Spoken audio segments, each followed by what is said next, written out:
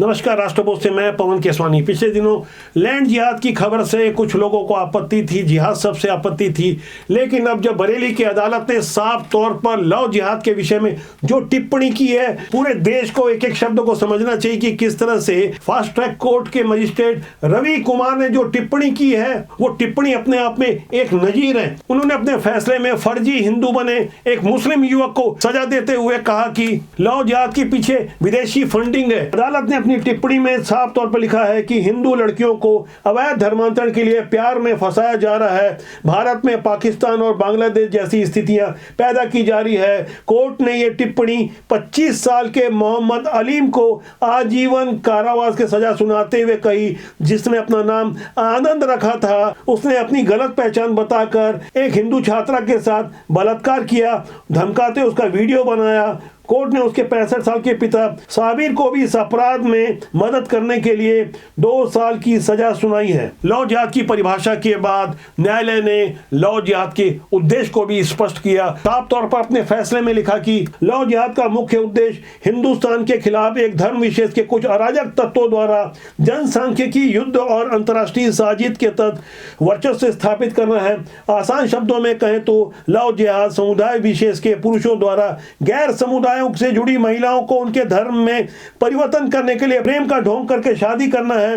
Love जिहाद के माध्यम से अवैध धर्मांतरण उस धर्म विशेष के कुछ अराजक तत्व से करवाते हैं, उन्हें सहयोग करते हैं या फिर इस षड्यंत्र में शामिल होते हैं। आलिम से आनंद बने लव जिहादी को सजा हुई है। आलिम ने अपने प्रेम जाल में बरेली के एक युवती को फंसाया था जो कि कंप्यूटर की ट्रेनिंग ले रही थी। मुलाकात के दौरान वो हाथ में कलावा बांधता था और ये समझाने में सफल हुआ था कि वो हिंदू है। लड़की जब उसके प्रेम जाल में फंस गई तो उसके साथ उसने दुष्कर्म किया, वीडियो बनाया, ब्लैकमेल करने की कोशिश की। इस तरह से लड़की गर्भवती हो गई। इस दौरान मंदिर ले जाकर उस युवती के मांग में सिंदूर भरने के बाद ये समझाने की कोशिश किया कि वो लड़की उसकी पत्नी हो चुकी है। उसके इस अपराध में परिजन भी शामिल थे।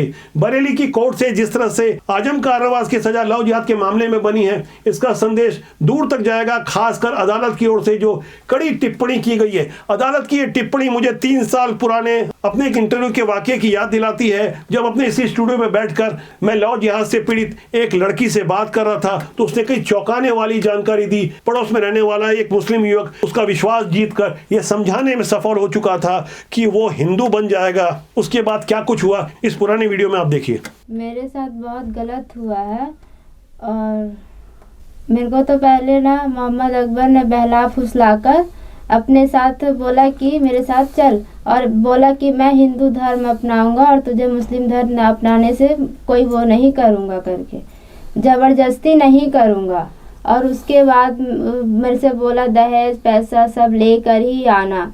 फिर मैं उसके साथ कुछ पहनने के कपड़े, पैसे 50,000 पैसे गहने लेकर चले गई थी। दिल्ली में मेरे साथ ज़बरदस्ती अप्रकृतिकृत करने की कोशिश करी। ज़बरदस्ती अब मैं मना करी, उसके बाद भी उसने किया। मेरा नाम धर्म सब बदल दिया, मेरा एक फर्जी नाम रख दिया। तो आपने क्या धर्म स्वीकार कर लिया था? जी नहीं, मैंने कोई धर्म स्वीकार नहीं किया था। मैंने जब आपने धर्म स्वीकार नहीं किया, क्या आपकी शादी हुई थी? जैसा कि पुलिस ने FIR में लिखा है कि आप लोग पति पत्नी थे और दहेज का मामला है, क्या आपकी शादी विधिवत हुई थी? क्या नहीं हुई थी जी। मुझे धर्म बदलने का भी प्रयास किया गया। नमाज पढ़ने पर मजबूर करते हैं, नमाज पढ़ किताब पर गाय का मांस खिलाते हैं, जबरदस्ती दहेज का मांग करते हैं, मारपीट करते हैं, ऐसा करते हैं उन लोग। मेरे साथ उन लोग जबरदस्ती ही गौ मांस डालते थे। मेरे मुंह में जबरदस्ती अपने हाथों से डालते थे। मैं नहीं खाती थी फिर भी जबरदस्ती डालते थे। उनके परिवार में कौन कौन लोग इस तरह से कृत्य में शामिल रहते थे? इस परिवार में नेमत खातून, मरगूब साहेब, मोहम्मद अकबर, खुशबू, मोहम्मद मकबूल शामिल थे। कई लोगों का नाम FIR में लिखा भी हुआ है। जैसा कि इसमें एक जगह लिखा है कि आपके साथ दवाई खिला के आपका गर्भपात भी किया गया। इस बारे में बताएंगे कि हुआ क्या था आपके साथ? जी, मेरा अकबर के साथ 2 महीने का गर्भपात था। गर्भ थी मैं। उसके बाद से मोहम्मद अकबर ने मेरे को बाहरी से दवाई लाकर खिला दी। उसके बाद मेरे पेट में दर्द हुआ, उसके बाद उसने बाहरी दवाई लाकर मुझे खिला दी। बीते साल केरला स्टोरी फिल्म के माध्यम से पूरी दुनिया ने देखा कि किस तरह का लव जिहाद होता है। वहां लव जिहाद को लोगों ने करीब से जाना समझा, लेकिन अब जब कानूनी मोहर लग गई है, बरेली की अदालत ने न केवल लव जिहाद को परिभाषित किया बल्कि उद्देश्यों को भी स्पष्ट कर दिया। आम जनता को जागरूक करने के लिए आज का अंक कैसा लगा कमेंट बॉक्स में जाकर जरूर लिखिएगा। हमारी कोशिश कैसे लगी। तो आज के अंक के लिए इतना ही। मेरा आपसे आग्रह कि चैनल को देखें, लाइक करें, शेयर करें, सब्सक्राइब करें। बहुत जल्दी किसी नए मुद्दे पर आपसे फिर मेरी मुलाकात होगी, चर्चा होगी, विमर्श होगा, बातचीत होगी। नमस्कार।